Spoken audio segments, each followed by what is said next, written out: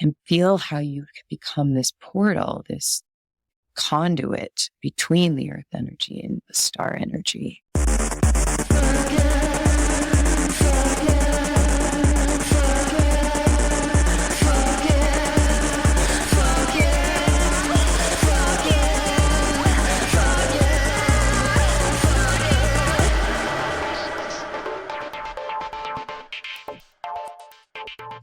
Hello, and welcome to Fuck Yeah, the podcast where we say fuck yeah to sex magic.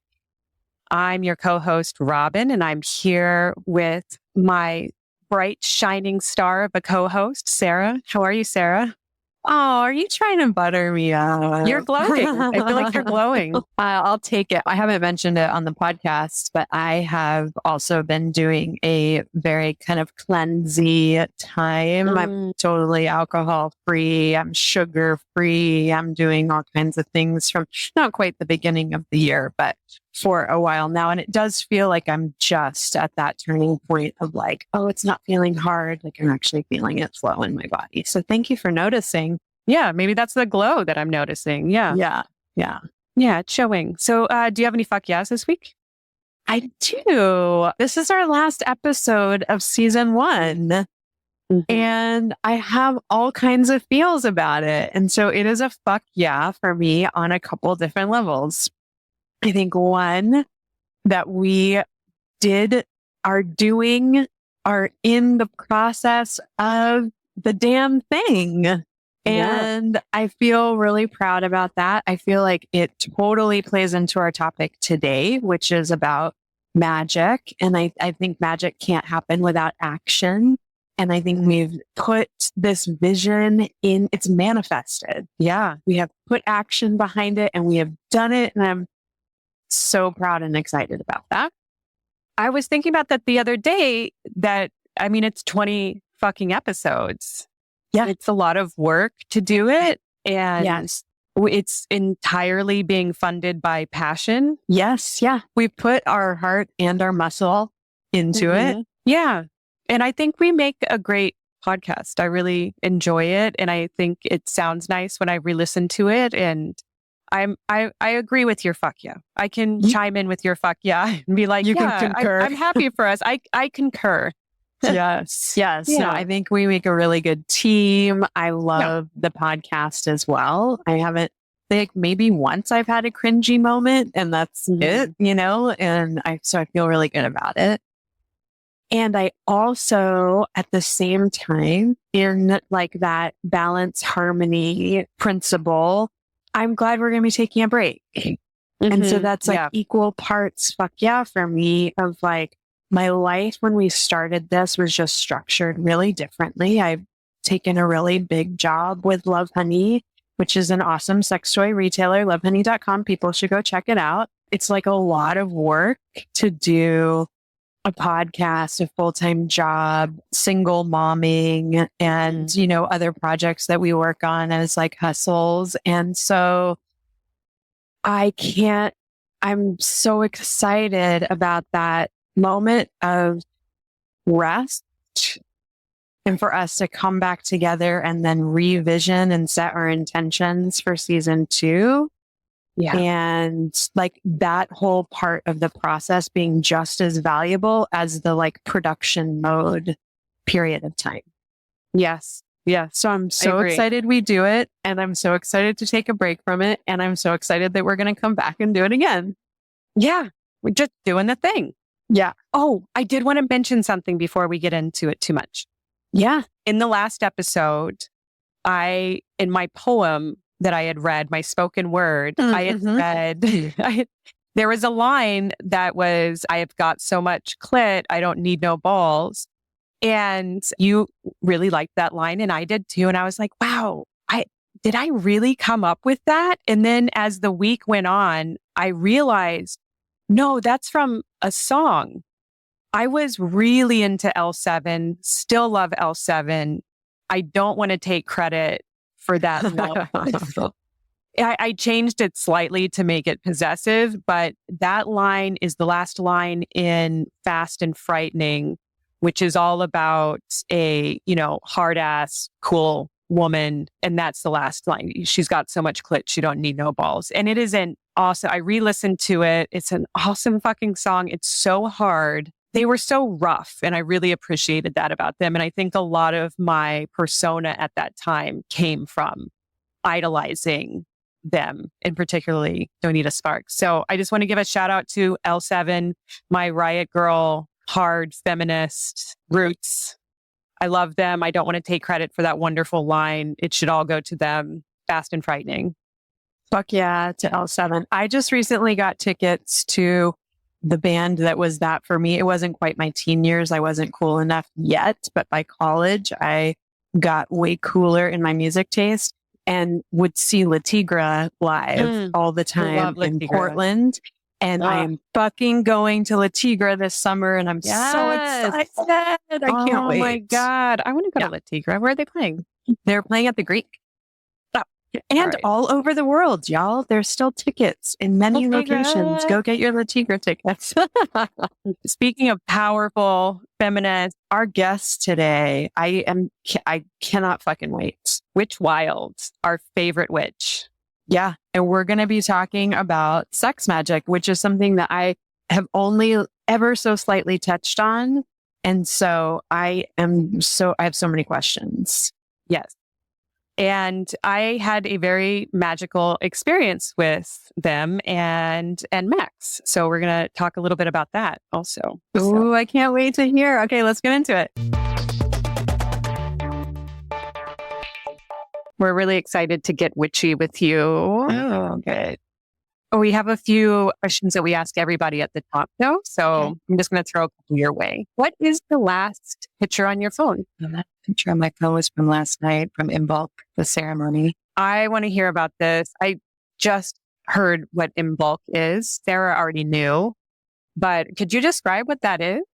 Yeah, just briefly.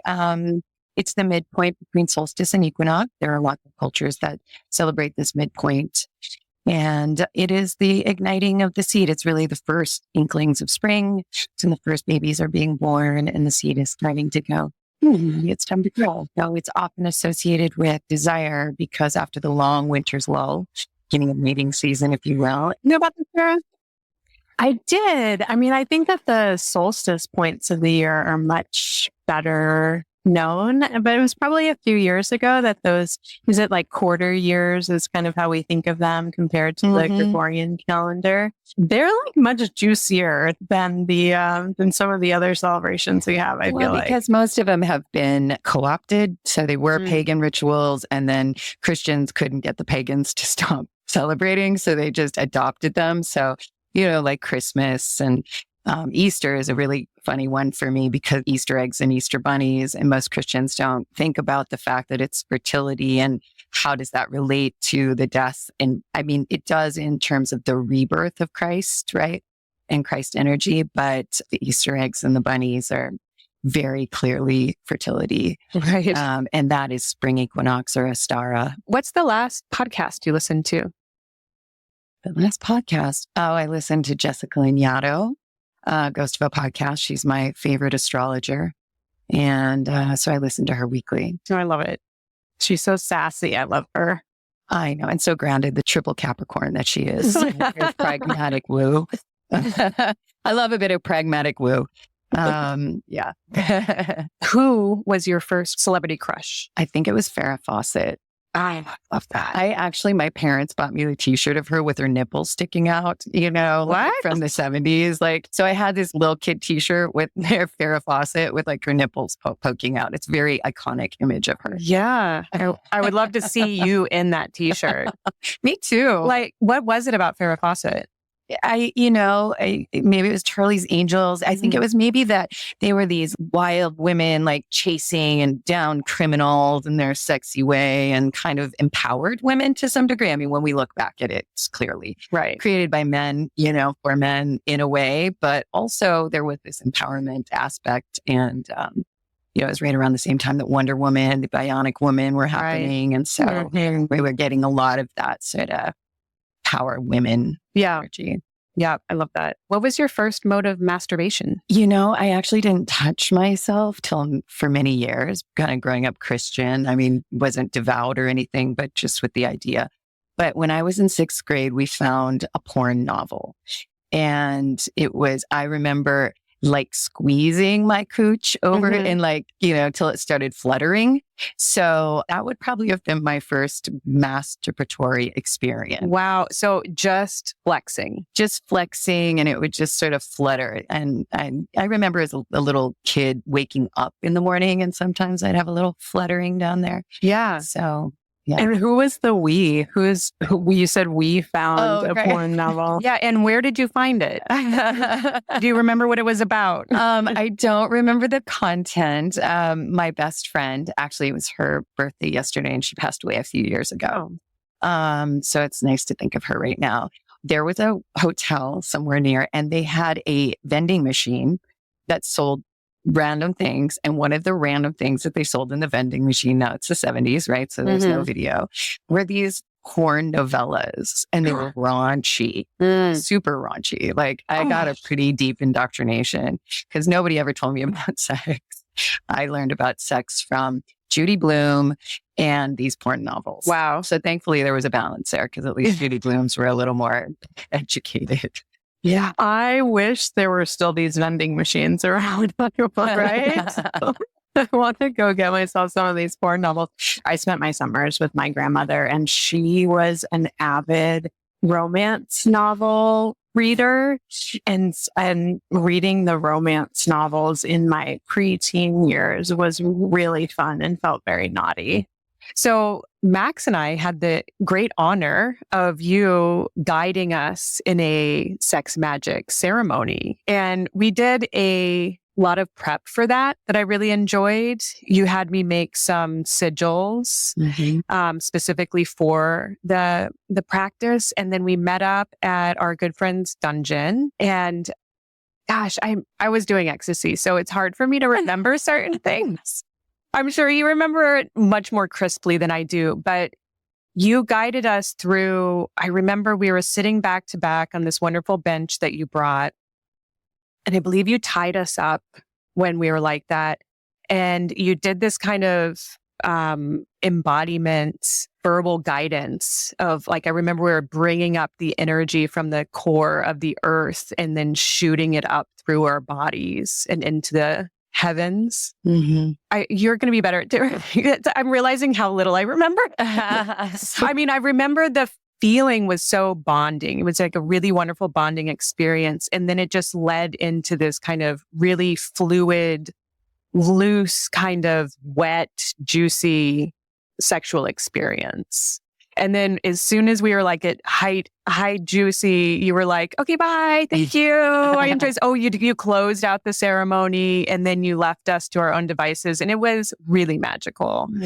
Can you like kind of guide through like what that was? Because I'm really not doing such a great job. No, that's okay. Well, the first experience that you talked about is what we call in witchcraft grounding and centering. So it's really like creating the channel between the earth and the cosmos, right? So you ground down into the core of the earth and you bring that earth energy up and then you channel that through your heart and through your energy portals. I use energy portals rather than the word chakra. So you channel it through your energy portals and then out into the stars and then you bring star energy and as we say, you remind yourself that you're a channel between the earth and the cosmos.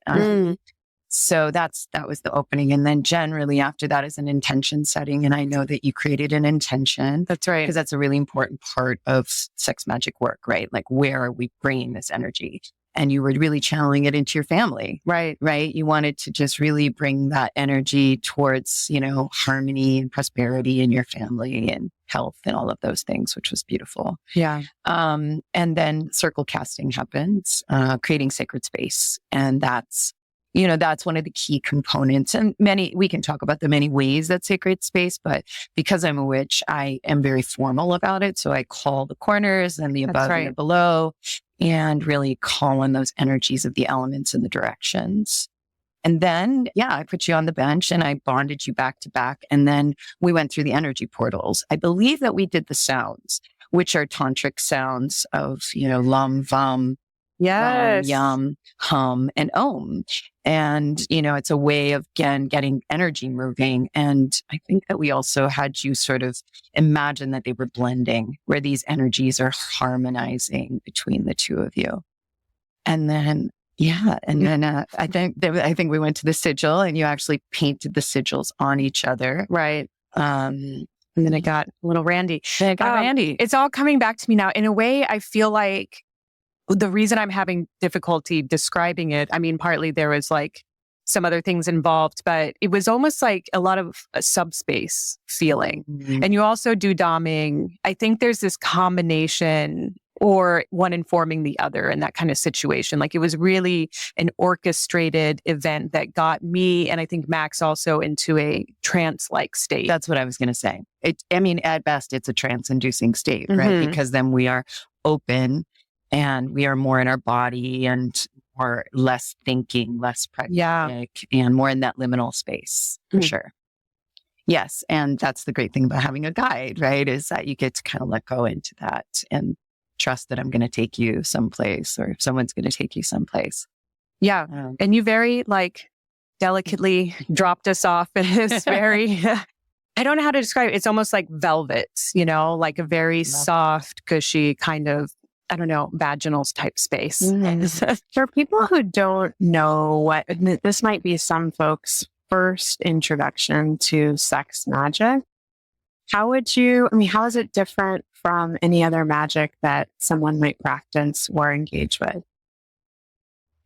Well, there's certainly magic is magic, right? It's creating energy to send towards intentions, manifestations into yourself, somehow directing energy. The difference would be just using your orgasmic energy, your power of your sexual energy, which is incredibly powerful, which is why most religions want to shame us about it, because it is the path to sovereignty and vitality, prosperity, feelings of well-being, self-empowerment. And when people are empowered and sovereign, they're very hard to rule. Yeah. So sex magic is that. It's using the elements of magic and then combining them with orgasmic energy. And it's seen as an alchemical manifestation, right? So two energies coming together, and that can be, partners, or it could be you and a spirit lover, you and some other energy entity that you call in, and a third entity is made, right? So we would think of that traditionally as being a child, but that child can be your project, or your intention, or your health, or your healing, or things like that. So, an incredible amount of energy is created when we're having orgasm, and in the process of that. And we usually just kind of let it dissipate, right? We're like, oh, that feels good, and just sort of sit in the pleasure of it. But I actually think that sometimes, particularly I think with women or people that have a different kind of inner orgasmic experience, that sometimes when we are over, even though it was delicious and pleasurable and we maybe had orgasm, there's always a little bit of like, is there something else there? Like there's a little hint, at least for me, there was, there was this feel like there's something more that we're not getting. And then, over the years of study of different spiritualities and sexual techniques and technologies, I started discovering that's something more for me, and that love and pleasure are not enough for me all of the time, that I need to go to a whole other dimension, right? And access other energies and use this as sort of my orgasmic spaceship or something. Wow. All right. So I feel like I'm hearing two different things, not contradictory, of course, but there's one, the using sex magic or experiencing sex magic as a way to emphasize magic for your intentions. Like you set an intention and you can really juice that up with your sex power. Right. And then there's also this idea of using sex magic, putting you into a different kind of plane of existence. Right. Yeah. Like a shamanic kind of thing. Right. Like more of a shamanic experience. And they can kind of go together, right? Or they could be separate experiences depending on what your intention is. Right. And do you think of it as serving the purpose of healing, or for you, does it just have value just in and of itself, that like total up leveling of your pleasure experience being the objective. It's different depending on maybe what moon cycle or what time of year or what's going on with me or my level of energy and just, or if I have a project that I want to send something to, or there's a social justice issue or anything, and sometimes it's channeling it into my heart or channeling it into my power and just healing that way as well. And it really can be used for anything in essence, and has been used for nefarious reasons as well, right? I don't know it firsthand, but, many people believe that kind of left-handed magic or dark magic stuff is also often sex magic work. So it can be used however one is inclined. And the longer you practice, the more areas that you'll want to try and discover, and that will also be channeled to you, right? So like, I don't always just think of it. I kind of ask spirit, like, where are we going? What are we doing with this? So how do you go about that if you're wanting to ask spirit where you're going? And then how do you ask the question? And then what happens? For me, I'd probably do a short meditation. Okay. Before, and just like sit and start my meditations like I usually do, which is calling in spirit and sort of great mother energy. And then I would just say, what's important right now? Where should I allow this energy or direct this energy towards for my life? And, images come up or ideas come up because I'm just taking a time. I mean, I would say most of the time I have an idea of what I want to do with it. Mm-hmm. But not always. And sometimes I just channel it down into the earth because the earth needs so much healing.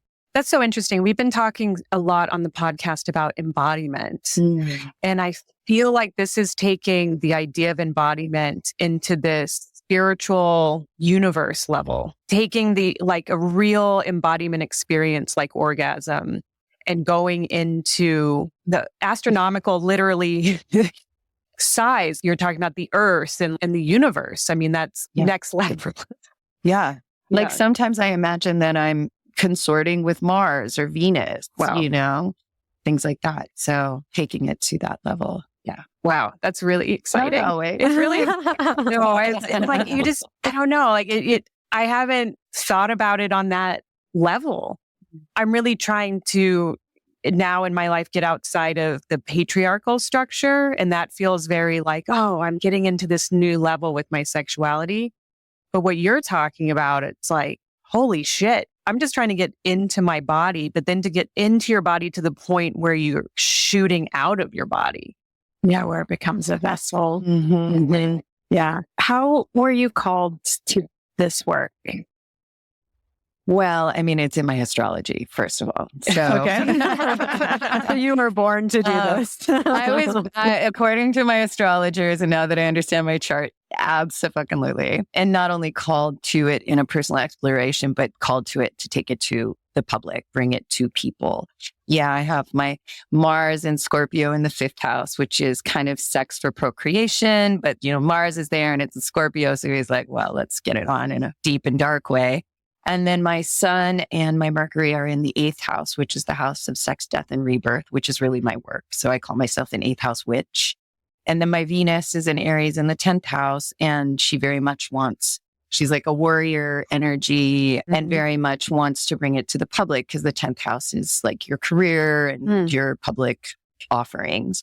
The last astrologer actually said, when I look at your chart, if this were a thing, you would have been a priestess in a temple and people would have come to you and learned the sexual mysteries, the mysteries of death. You definitely give me priestess vibes for sure. Well, in the witch tradition that I was, trained, we call it priestessing. Instead of being a priestess. I mean, so, I'm telling you that what she told me, but I don't see myself as a priestess. I do priestess things. Like I priestessed involved last night, but with other, people. So we were all priestessing the ceremony. Not that I judge people that use the term priestess, but for me, that's just a label that feels it feels a little gendered for you.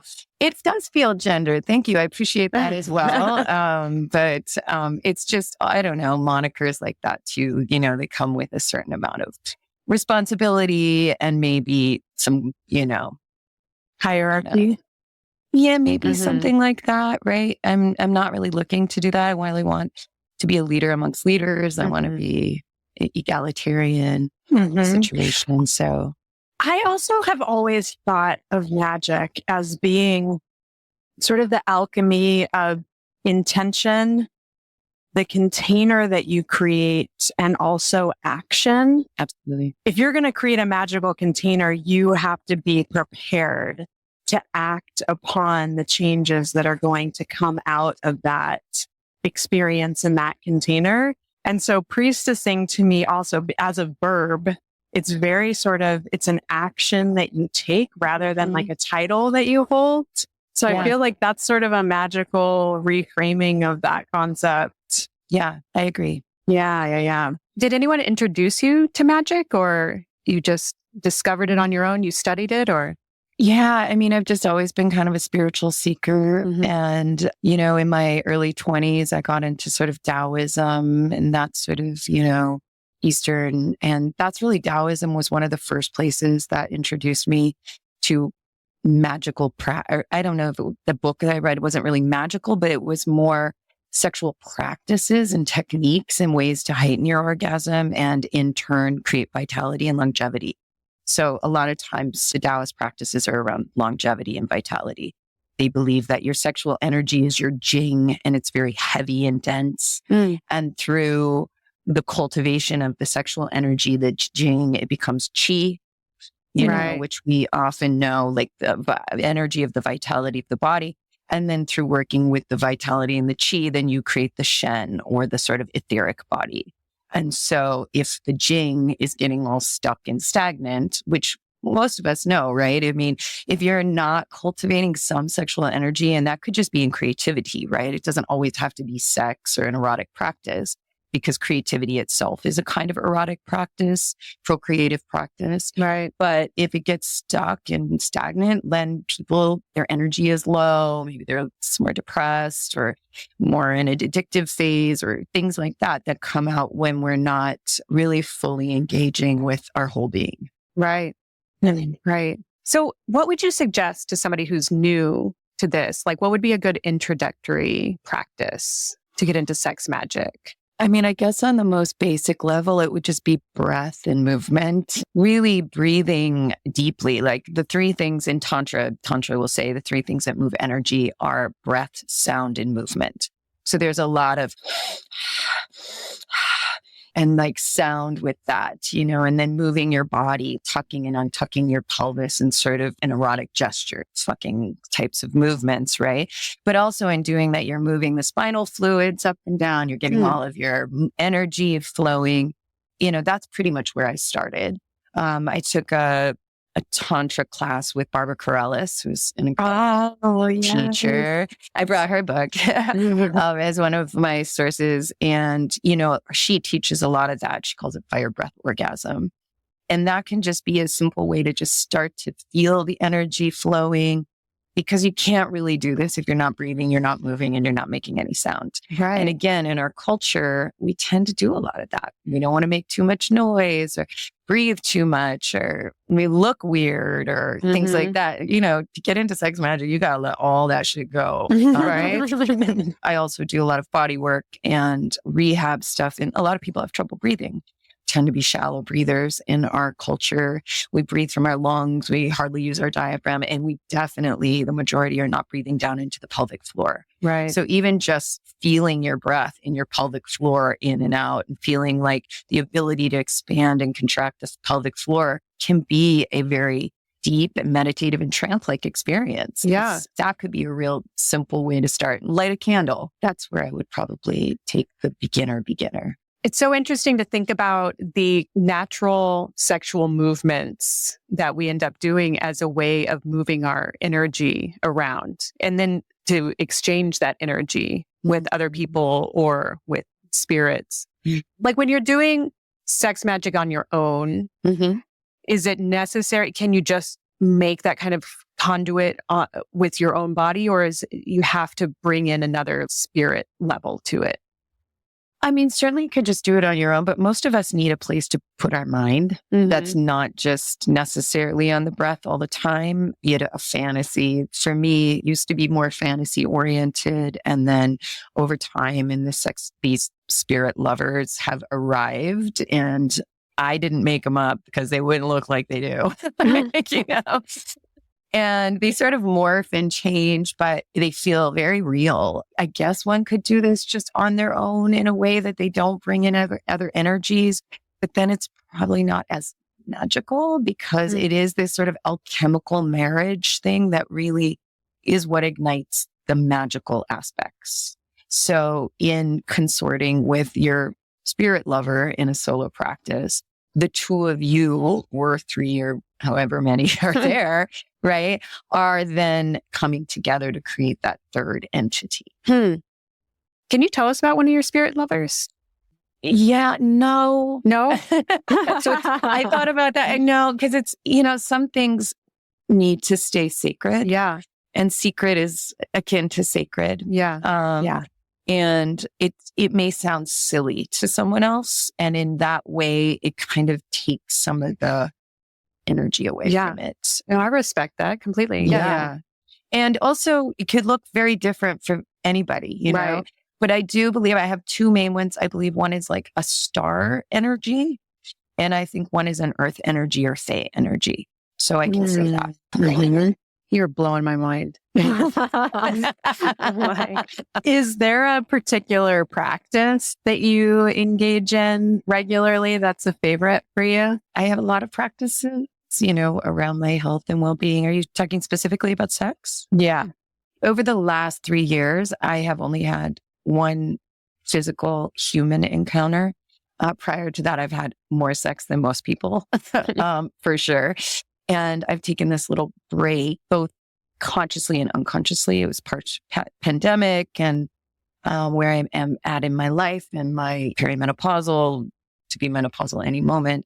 So it feels like a kind of time, a little cocooning time for me. So in this time, my practice has been relatively similar in that I do it in a magical way. Even if it's a little quickie, I still will cast a circle, even if it's just a basic thank you to the directions, 3-minute kind of thing, accessing that energy. And I've done it long enough, I can conjure it quite quickly. But I always cast a circle. Even if I'm not, have some great intention, I'm doing it in sacred space. And I'm reminding myself that this is sacred, that sexuality is sacred and not profane, as we've been taught so much in our culture. I mean, it might have its profane moments, right? But even those can be sacred. In BDSM, we do that all the time. Something that looks quite profane in a sacred context is sort of the sacred profane, if you will. Right. Yeah. It always involves breath, energy work, a lot of visualization of energy moving through my body, through the portals, activating the portals, using sound. I do a lot of toning and long sounds. I do a lot of connecting my clit to my pineal gland. So a lot of trying to help decalcify the pineal gland, but also activate the pineal. And for people that are not familiar with the pineal gland, it's a tiny gland that they often call the God gland, where DMT comes from. But it's also controls our circadian rhythms. And it looks like a little tiny pine cone. And you know how you see Buddhas with the little tiny pine cones on their head, where they kind of stick out. They almost look like little braided things. So that's believed to be pineal glands. Where is this located? Is it in the brain? It's your third eye. Oh, essentially. Really? It's in the frontal cortex? Or it's deeper in the brain? Or? It's a little deeper in the brain. And all the energy portals or chakras are all associated with the endocrine system. Okay. So the crown chakra or crown portal is associated with the pineal gland. So it's kind of like ultimate God vibration energy. Wow. Something that came to mind when you were mentioning that continuing to create sacred space, it makes me think a little bit about this really common issue that people run into in long-term relationships where they're like, oh, it's not really sacred anymore. Like it's not, we're not connecting. It becomes this really sort of rote activity. And it actually makes me wonder if it's somewhat connected to the fact that early when you're connecting with someone with new energy, it's almost ritualistic in the sense that you're really making, you're creating that intentional space, casting a circle of sorts. And then over time, it just becomes this kind of quotidian kind of endeavor rather than having the same sort of intention behind it.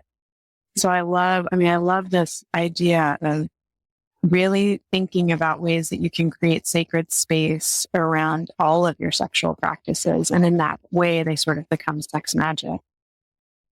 Yeah. I mean, even as simple as lighting candles, which is very common, right? For people to light candles when they're going to have a sexual experience. And I think that happens less and less, especially if you're living together. It becomes domestic, which has its own issues, books and people like Esther Perel, who talks about mating in captivity. It's like a lot of times people are just laying in bed and they're like, well, should we do it? Right. And not taking even a moment to light a candle or turn on a beautiful light or put something sexy on. And these are all these small rituals that we do much more, like you said, in the courtship phase. They're coming over, you're going to have sex, you shave, you powder, whatever, the sex oils on the, and those are really great rituals, but we rarely attribute them with sacred or magic.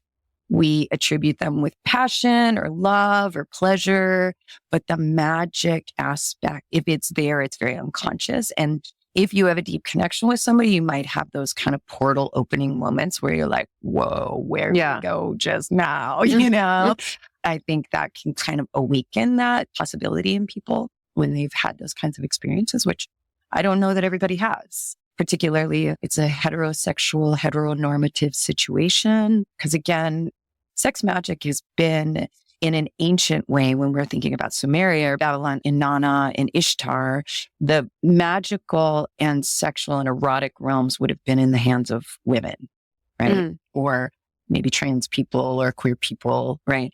And now in our patriarchal society, men think they're the teachers, but it's so easy for them to get off. And so we need to teach them what we need usually, but there's not a lot of space for that. And there's a lot of, I've experienced in my, the heterosexual relationships that I've had is pushback on that, like not wanting to take the time or feeling inadequate if I wasn't satisfied with just the old in and out. Right. Even with sex toys, sometimes with people, why do you need that? Isn't my dick enough?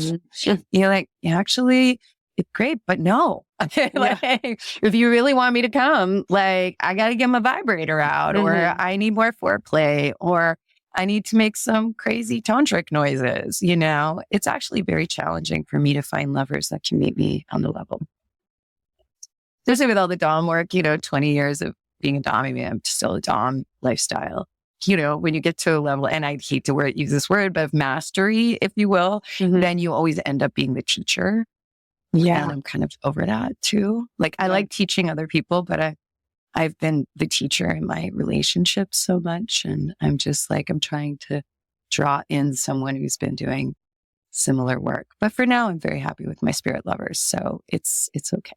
Yeah. It sounds like it's working out. We had someone on, Tina Horn, who has done a fair amount of sex work, and she was sharing something similar around, once you're priestessing around this, there's a pretty low tolerance for coming with questions, at least in terms of your own lovers and people you're engaging with. I love the idea of not just creating a sacred space between other humans, but with yourself and these spirit lovers and everything, that even a quick masturbation is going to involve this level of spirituality and sacredness, really treating that part of your life. And I imagine you treat other parts of your life this way also. But there is something really special about sexuality that is so uncommon in relationship to many other things that we do.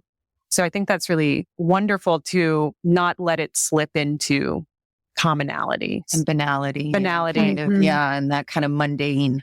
Mundane, that's kind of the sacred and the mundane. And that's why we create sacred space, so that we take ourselves out. And that's why, costumes or lighting or all of these things take us out of the mundane into a more fantasy or spiritual or sacred realm. Would you be willing to take us out of the mundane right now a little bit? Like, could we do a little ritual? I mean, we don't have to get saucy with each other, but is there anything we could do? I think we could do a little something.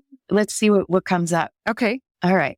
The first thing is to consider an intention. And again, it can be as simple as like directing the energy towards your heart, or for your healing, towards ease or something like that. So you just want to close your eyes and just connect into your breath. Just noticing the breath in the body and where you can sense the breath in the body. And can you perhaps feel it down into your pelvic floor? The subtle expansion and contraction that happens with the breath.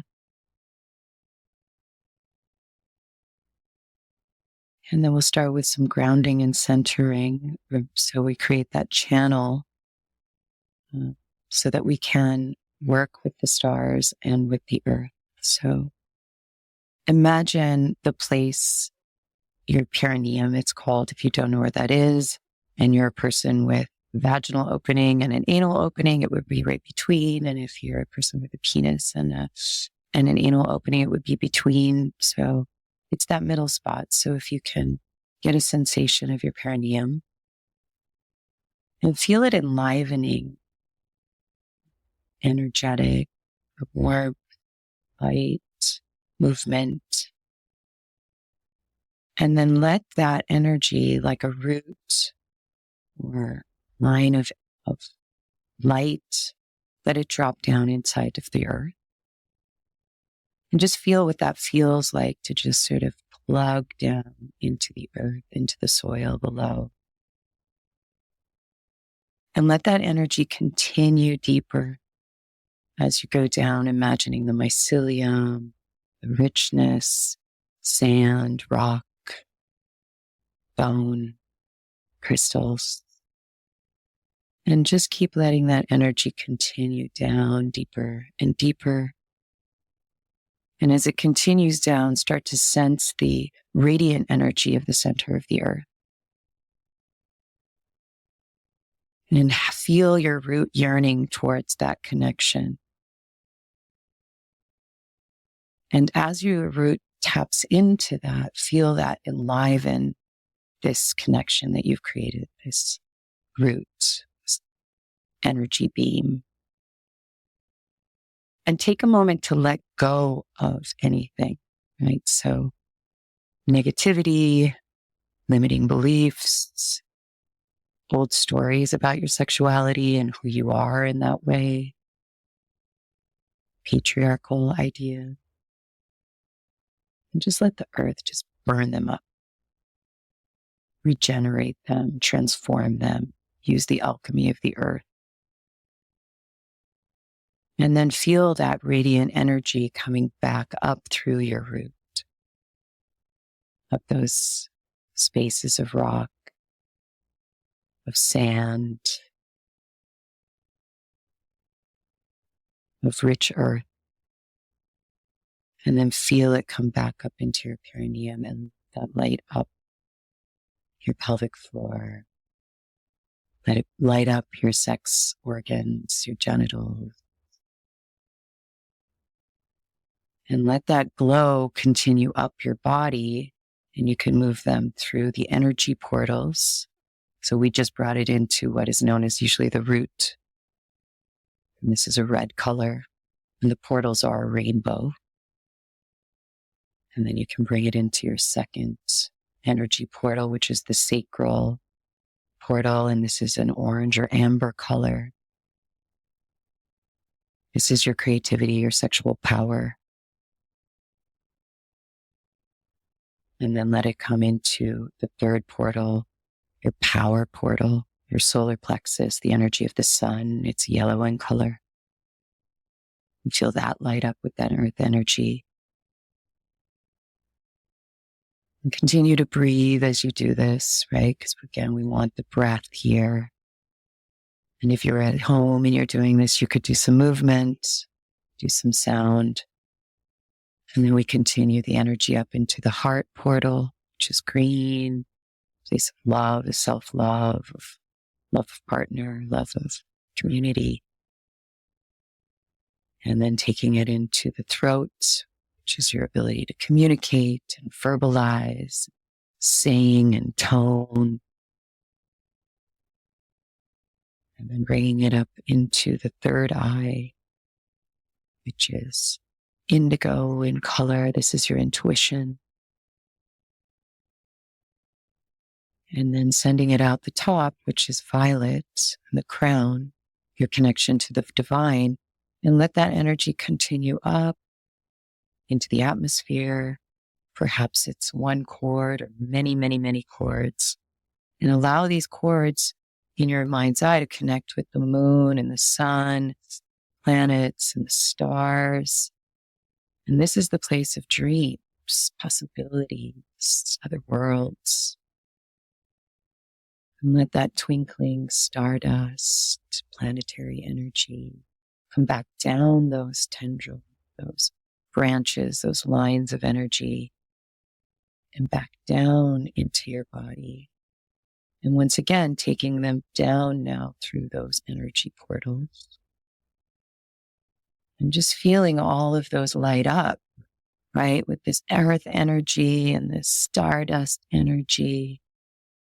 And feel how you can become this portal, this conduit between the earth energy and the star energy.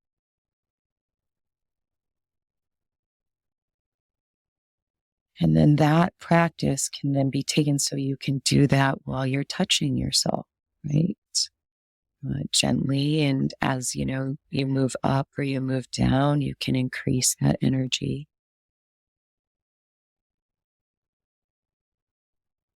And then once you're grounded and centered, what I would do then is I may cast the circle before or after, but for those of you that are casting a circle, it could literally be as simple as just acknowledging the earth and the north, acknowledging the east and the air, the south and the fire, the west and the water, the above, the below, and the center.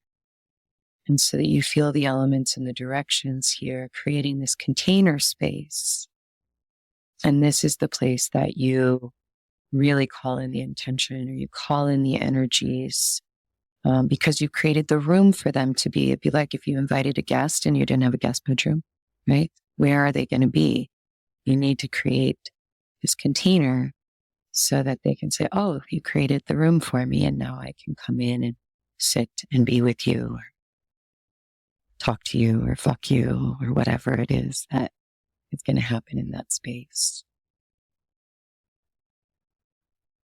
And, you know, just to give more ideas, again, this is the time where sound is very important. And I'm just a big fan of just, you know, toning, which is just,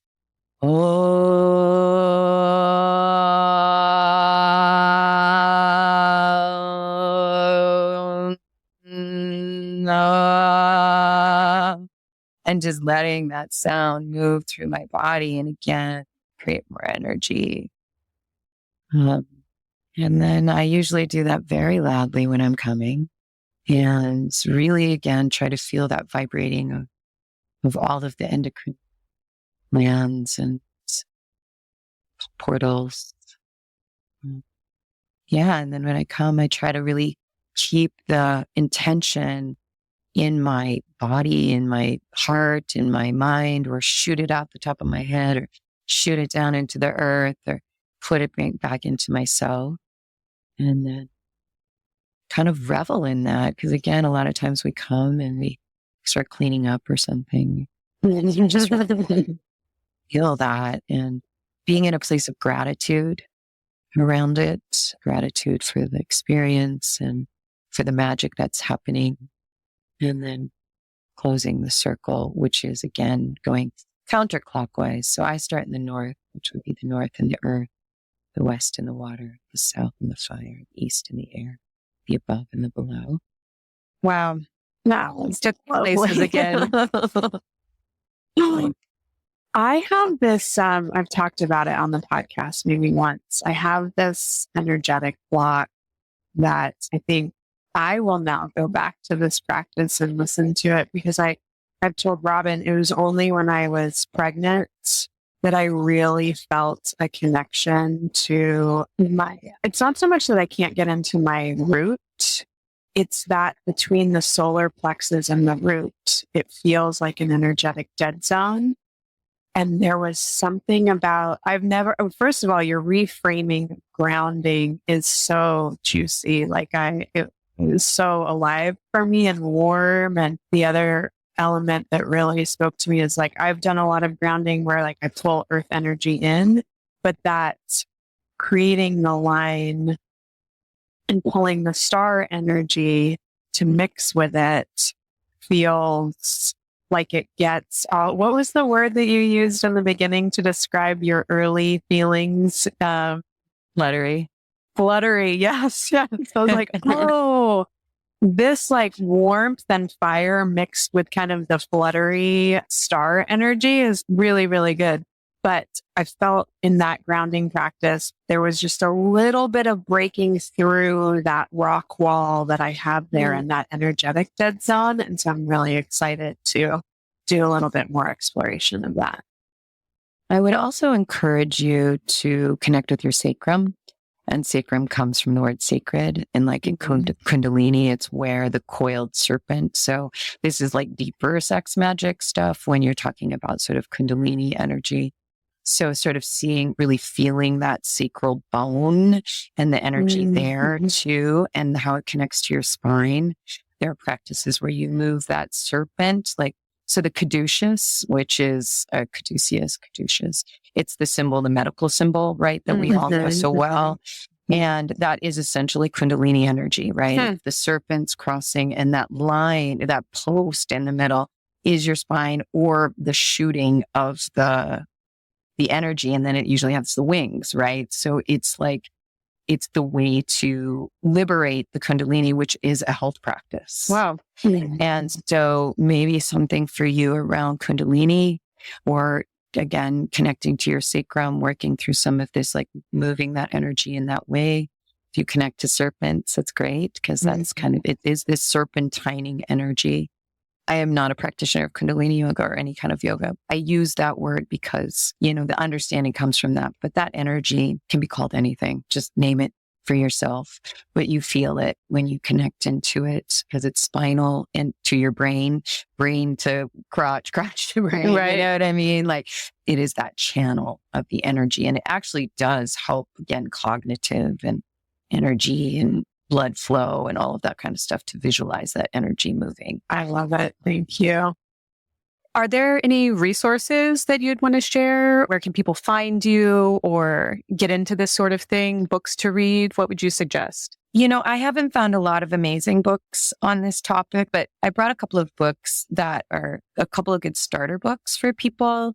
Urban Tantra by Barbara Carellas. The book for me is a little dated, maybe a little 90s. For me, some of the language doesn't appeal to me, but the practices are solid, and she's amazing. And I've taken a couple of workshops with her in the past and just feel really lucky to be turned on to that. So that's Urban Tantra, Sacred Sex for the 21st Century. And she talks about sex magic and using it for healing, and it's very simple to use. I've also brought this very simple book from a group called Pagan Portals that I just recently got. And the Web Path Center, it's called Sacred Sex and Magic. And it's super basic, but it's really kind of what we just talked about. And even though it was new to me, it was very affirming, because the practice that they do is so similar to what I've been doing. And then a third book that I brought, which is more advanced and way more esoteric and gets way deep into sort of ancient sexuality and how different powers that be have held this from us and have purposely destroyed this information because it's so empowering, because it's so powerful. That is called The Sacred Sex Rites of Ishtar, Shamanic Sexual Healing and Sex Magic. And that's by Annie Delabo, I think. So you'd say that. I don't agree with all of that she says either. She's got some weird ideas about gender and some other things that but it feels like that's the case for a lot of this stuff. And then for Taoism, Mantak Chia is probably one of the best known teachers for Taoist practices. I learned the clench and hold from him, which I think I also taught you in Max, which is a practice of kind of an edging practice where you get to the edge of orgasm and then you tighten up every muscle and you swallow and you roll your eyes back in your head and you hold it as long as you can and then start up again. And if you do that a number of times, your orgasm will definitely expand. The energy builds the energy. It's like one of those containers where you just hold the energy in so much that it becomes super sparkly or almost explosive or something like that. Another teacher, Carla Tara, I don't know if she teaches anymore, but she was a teacher for me. Annie Sprinkles, Sluts and Goddesses is actually a really kind of great video to watch for the real beginner, just to get inspired and goofy and wild and just claim it. Yeah. She's always inspiring. Oh, she's so good. Yeah. And I'm very much like her too. I'm an eco-eroticist. Like I very much have erotic experiences in nature. Well, this has been amazing. You've blown my mind. I have a lot of research to do now and time to spend with myself and the earth. Find some spirit. What did you call them? Just your spirit lovers. Spirit lovers. Your spirit lovers. Yeah, you got to go meet them. I'm interested. And they may not come in as a persona. It might just be a feeling or a sensation too. It might be an animal. It might be, there's so many ways that can show up for different people. Might be a demon. Wow. Not against demons. A fairy. Yeah. Or a bunch of fairies. Oh. Right. Well, we saved this conversation as our finale to season 1, and Wilde, you have delivered. This was really magical. Yeah. Thank you. I appreciate it. I'm really grateful. And so to find me, I do this pretty privately for the most part, but on my Instagram, I am at Anastasia Barada, and you can find my movement practices and some of my ceremonial practices there. My more erotic Instagram is Witch Wilde with an E, like Oscar Wilde. I am developing a workshop on this that I'm doing kind of a, workshopping the workshop next week with a group of wild people in Joshua Tree, and they're going to help me sort of hone it. And then if it goes well, I think I might do it on Zoom, because I think it'd be really interesting because people can turn off their cameras and they can either do it fully clothed and in a kind of not overtly sexual way, or they could get naked and try this stuff with themselves. So, that's in development at this point, but because I am recognizing that we need this, or some of us need this. All of us could use it. And the person that wrote The Sacred Sex Rites of Ishtar did say that she believes that a lot of the violence and like deep perversions, things like pedophilia and whatnot, are because we have had this sacred element taken. And so it has just distorted sexuality, especially for men. And it doesn't have a context or a place to channel that energy. So it becomes destructive. And, I think it's something to consider. It may not be the whole story, but I think there's something to that. So more love, more sex, more magic. Fuck yeah.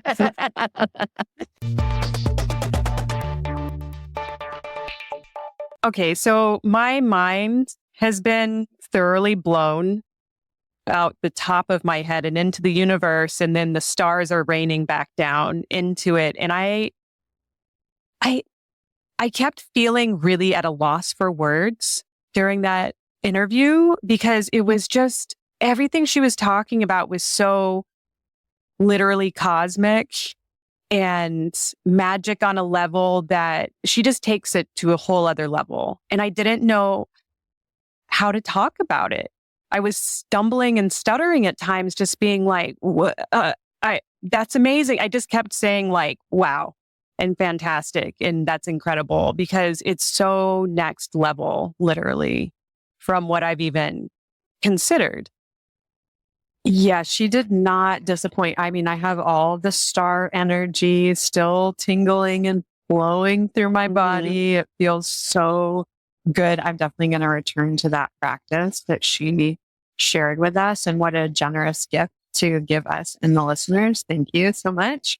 Okay. I have a few things, takeaways. One was I found a lot of what she shared to be really affirming. There were some concepts that were really new to me, like the level at which she practices is, like you're saying, so cosmic.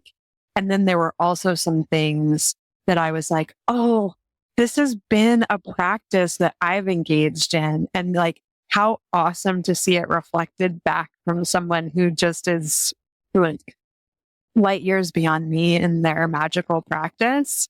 And that felt really like heartwarming to be like, I know that I like these things that I've developed and have been called to do are really effective for me, but it's not necessarily something that someone who is actively priestessing is, saying like, no, this is a really valid practice. And I appreciated that a lot. I had to share any? Yeah. I mean, well, one of the last things she described was I think Taoist process of bringing in as much breath as you can into your body and really holding it there. There's ways to do this that I've seen for edging, but for me, I'm so naturally drawn in sex to bring in breath and bring in breath and bring in breath. Like my body just wants to be oxygenated. And when I can like create that container where then I seal it in and just like really go inward and release it out with vocalization and then bring it back in and hold it tight. It does this thing to my orgasm where it just really explodes it through, like I can feel everything so much more intensely. And it feels like it gives me this mastery of my orgasm. Wow. I can have this orgasm at any time, and I'm choosing to really manipulate it and play with it so that when like I finally experience it, it's everything I want it to be. Holy shit. So that's just kind of like a thing that's developed over time. And particularly I'd say through my sex with Andrea that I do that more and more.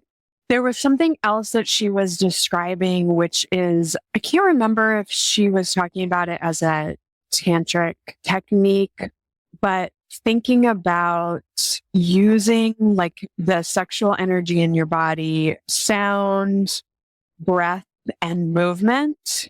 I was like, oh yeah, that's totally my trifecta right there.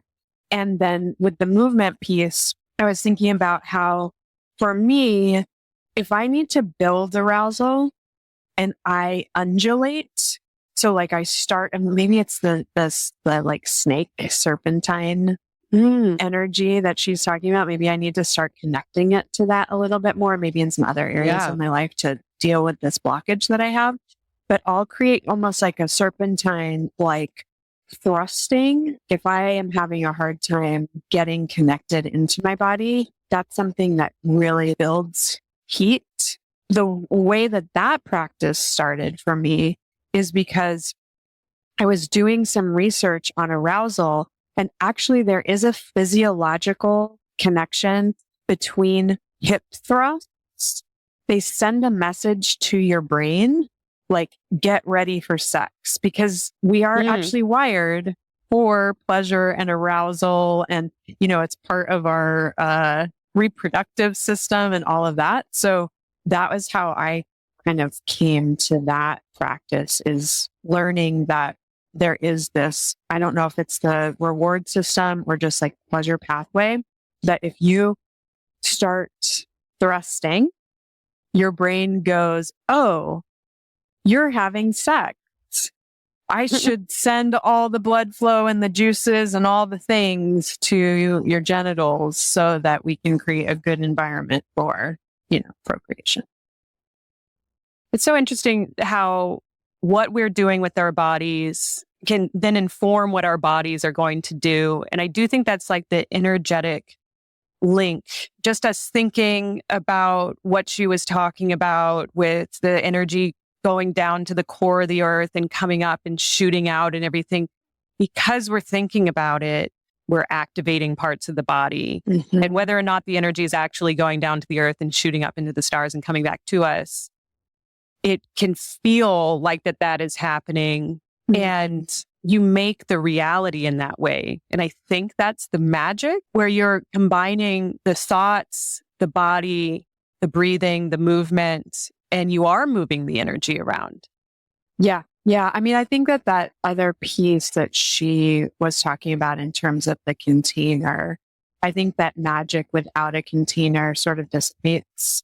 Whereas like the container allows you to act like it's sort of like the breath, right? When you're holding it, you're like creating this container that increases the potency of the orgasm. I think that the container helps increase the potency, and then the intention is the thing that really directs it. And then your actions are the thing that manifests it. When we were doing that exercise, I forgot about my intention. And after the fact, I was like, oh, right. I had that really cool intention.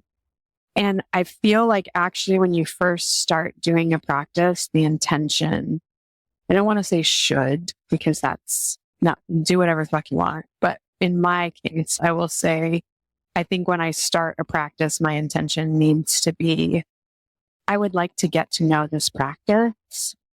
Yeah. I want to get familiar with you. And that's my intention. Because I realized that the intention that I set was kind of lofty. And I think the lofty intentions are maybe next level. Whereas initially it's just like, oh, hey, let me get to know you. I lost my intention as well. I was just very into what she was saying and being in my body and feeling the feels. Let me tell you, that spirit lover thing blew my fucking mind. Yeah. I was not expecting that. That was new. I completely respected that she doesn't want to say who they are and what they're all about and everything. But that was the most fascinating part to me, where I was like, I want a spirit lover. I really appreciated her at least being open to share the concept, because I feel like there are a few people I'm going to call like as soon as this.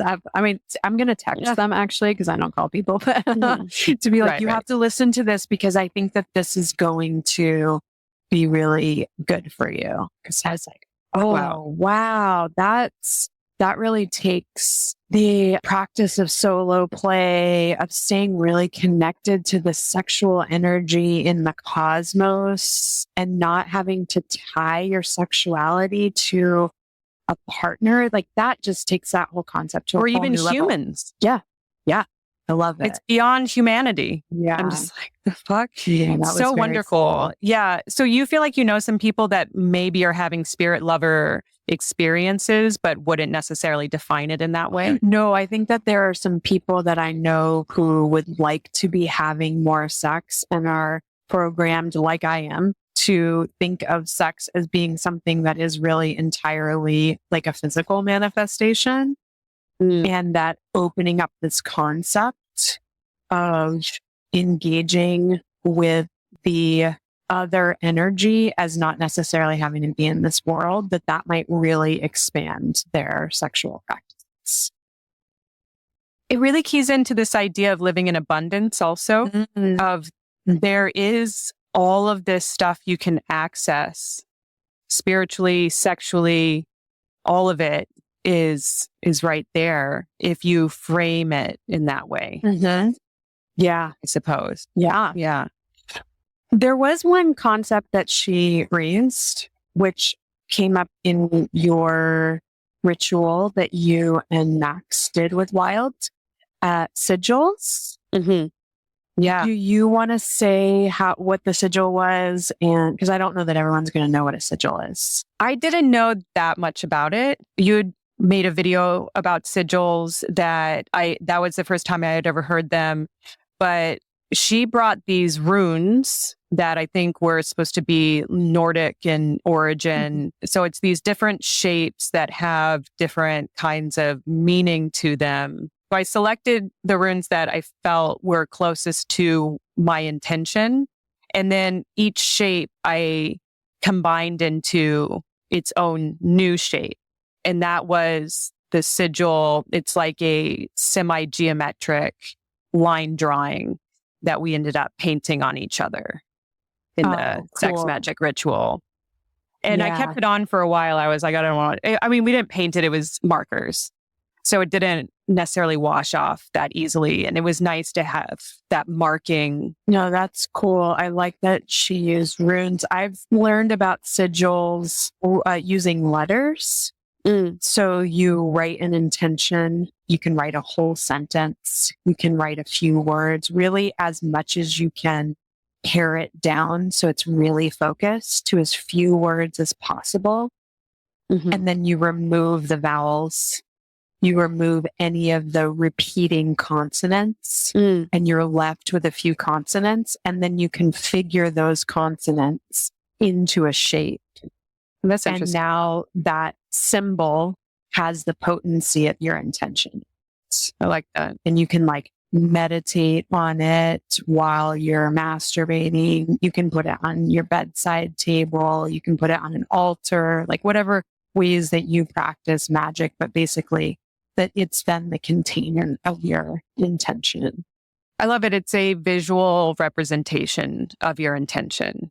You're not reading a language you learned after you'd already been on the earth for 6 years. You created a symbolic intention that you can just visually access. Yeah. And I think the idea around it is that it gets into your subconscious. Right. Because symbols, our brain processes symbols in a different way than we do language. Yeah. So it's like all those things that she was describing of like getting out of your thinking mind and into your body. And there's, so many good avenues to explore from the things that Wilde shared. That toning, sigils, Tantra, Kundalini energy, Taoist practices. I know I'm missing some, but oh my gosh. She studied so much and then really took what speaks to her and has a really just mind-blowing sexual practice, magic practice. I enjoyed it a lot. I think it's a great way to close out this season. Such an incredible finale to this season. And I feel really good about leaving it there for a minute, and letting that really set in for folks. I would love to hear from listeners how that ritual affected them. If you felt something from that, if you're utilizing that practice. Yeah, please send us your stories, your fuck yeahs, what you thought about that practice, anything that you emailed to us between now and season 2. When we come back, we would love to share, live, quote unquote, on the podcast. So be in touch. We're at fyeahpod@gmail.com. or at fuckyeahpod on Instagram and TikTok. Yeah. And let us know who you would like on the show. Maybe it's you. Maybe it's an educator or someone you know or whoever that has a really interesting story or perspective. We're here for all the learnings and all the feels. Yeah, we really can't wait to come back for season 2. We have I just pulled it up. I'm looking at it now.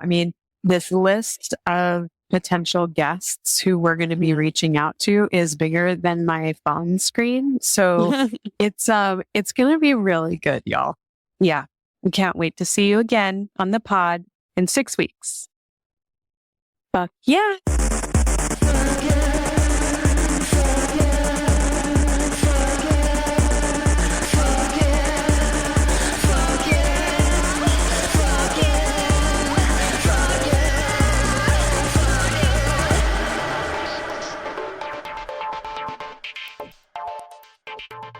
Knocking them out of the park.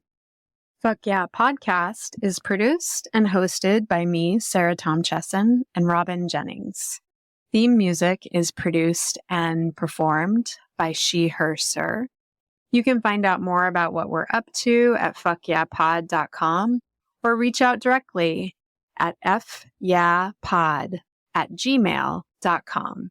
If you're enjoying the pod, give us a hand, rate, review, subscribe, wherever you listen, and make sure to share it with a few friends. Thanks so much for tuning in.